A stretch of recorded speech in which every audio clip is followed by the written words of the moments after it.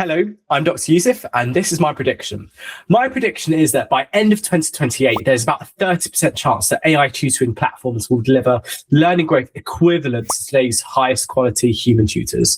And that number is not actually about what AI can do technically. It's actually about incentives, accountability, and how humans actually learn. So what's going to change? Well, over the next few years, education will be flooded by vibe-coded, gamified learning systems. Stuff like Cursor, for example, is already enabling that. And you're seeing a lot of YC startups utilizing that framework. You'll see fully immersive history simulations where students role-play political leaders or soldiers.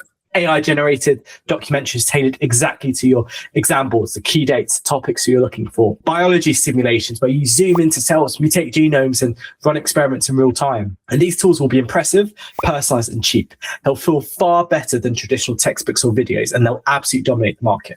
The problem is that engagement is not the same as learning, and most AI tutoring will be paid for directly by students or by their parents.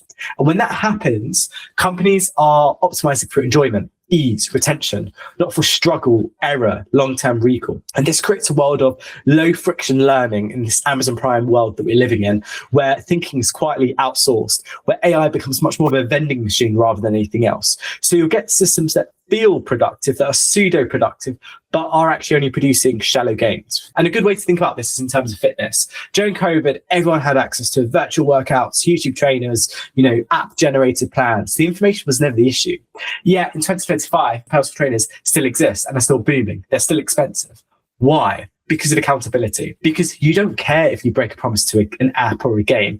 You care if you break a promise to a human who's watching, correcting, and holding you to a standard. And learning works the same way. Knowledge is cheap, effort is not. High quality tutors succeed because they enforce that effort and they enable you to go through that. And you will always have that area of discomfort. And that runs parallel against the sort of consumer ease model. Okay. And the only probability that I see, the probability of that only rises if incentives change.